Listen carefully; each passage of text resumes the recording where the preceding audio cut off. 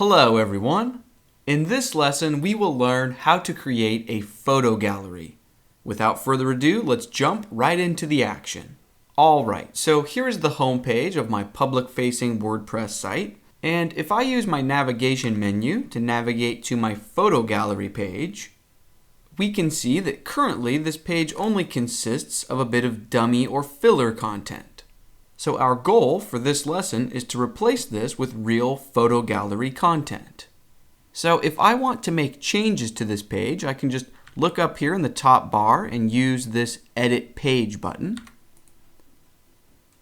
Alright, and then down within this main content field, let me get rid of this text, and instead I will say, below is a collection of some of my favorite photographs. Then I will drop down to a new line, so here's my cursor. And now I want to create a photo gallery, so a grid of images. So maybe I want there to be 4 images per row. So one image here, one image here, one image here, and one image here. And then if the user clicks on any one of those 4 images, they can view the larger full resolution copy of the photograph. So if I want to create a photo gallery, my first step is to use this button right here that reads Add Media. And let's pay attention to this left-hand side of this pop-up screen. Currently, we are viewing the Insert Media screen, and our goal is to create a photo gallery, so we actually want to switch to this Create Gallery screen. So go ahead and click that. Okay, and now we just build up a collection of images that will make up our photo gallery. Currently, this media library link is selected, and this is basically WordPress asking me if I want to use any of my previously uploaded images in my photo gallery. In my case, these are the only 2 images that I've uploaded in the past, and I don't want to use those in my photo gallery, so I'm going to need to upload new photographs from my hard drive to fill up this gallery. So to do that, I'm going to click on this Upload Files button. Then I will click on Select Files. And from here, it's up to you to find the photographs on your computer's hard drive that you want to use in your photo gallery. So in my case, I have a folder on my desktop named Assets, and I'm going to use these 8 images. You can click and drag to select multiple images to upload at once, or if you're using Windows, you should be able to hold down either the Control or Shift key and then individually click on the different images you want. Or if you're using a Mac, you can use the Command key or the Apple key and hold that down, and then you can click on the individual images that you are interested in. Okay, now depending on the speed of your internet connection and how many photos you uploaded and how large each file was, the uploading process might take a minute or 2, or maybe even 5 or 10 minutes. But once it's complete, you will see thumbnails for all of your images here. And basically, any image that has a check mark next to it will be added to this new photo gallery that we are trying to create. So for example, all of the images we see right now, except for these 2, are the images that I just right now uploaded, and they all have check marks. But if for some reason I did want to use one of these 2 images that I uploaded on a previous day, I could just click on them. So now they have the check marks. But obviously I don't actually want to use them, so then I can just click on them again to remove the check marks. Alright, so once you've selected all of the images that you want to use in your gallery and they have check marks on them, go ahead and click this blue Create a New Gallery button. From this screen, you are free to drag and drop to reorder your gallery. So maybe I want this elephant photograph to come first, and then I want the cat wearing glasses to come second. You get the idea. Also, you are free to add captions for each photo here. So I could click here and say, elephant with baby elephant.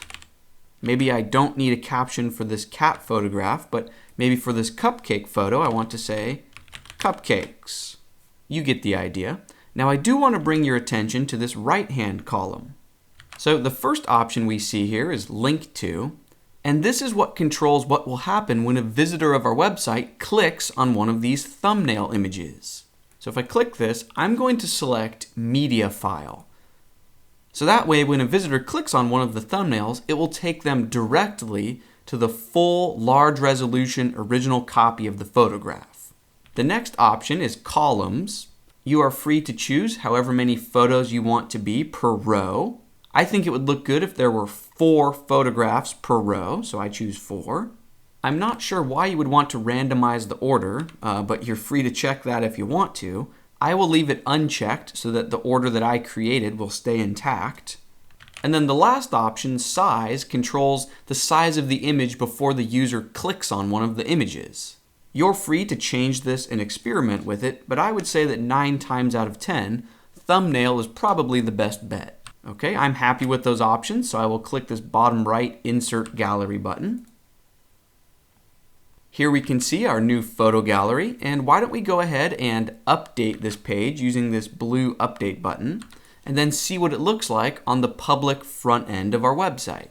So up here we see page successfully created, and I can use this link to jump to my public website. Let me scroll down a bit. Looks good. And if I click on the elephant thumbnail, it takes me to the original large resolution, very high quality copy of the photograph. And then I can just use my web browser's back arrow button to go back a page. Okay, and practice makes perfect, so why don't we try to create another photo gallery? I want to point out that we can include multiple galleries on the same page. So I want to edit this photo gallery page again, so up in my top bar I will use this edit page link. So down here within our main content field, I will click to the right of the gallery to place my cursor there, and then I will use my enter or return key to drop down to a new line. And why don't we create a bit of text that reads scenic photos? And maybe instead of standard paragraph text, I want this to look like a headline. So I just select this text, and then up here from this menu, I will choose heading level 2. And then right below that headline, I will just push enter to drop down to a new line. And now, why don't I add another photo gallery? So my cursor is where I want it. We can see it blinking. And now I'm just going to use this Add Media button. I will click Create Gallery over here in the left-hand column. And I could create a new gallery by reusing some of these images that I've already uploaded. But I want to upload a few new images, so click Upload Files here, and then select Files. I have a folder on my computer named Scenic, and it contains these 4 photographs that I want to use. Okay, looks good. We can see that the 4 new images I just uploaded are the only 4 with the check mark on them. Perfect. Those are the only 4 that I want in my new image gallery. So I will just click Create New Gallery down here. Maybe I want this mountain to be the first photo, so I can just drag and drop.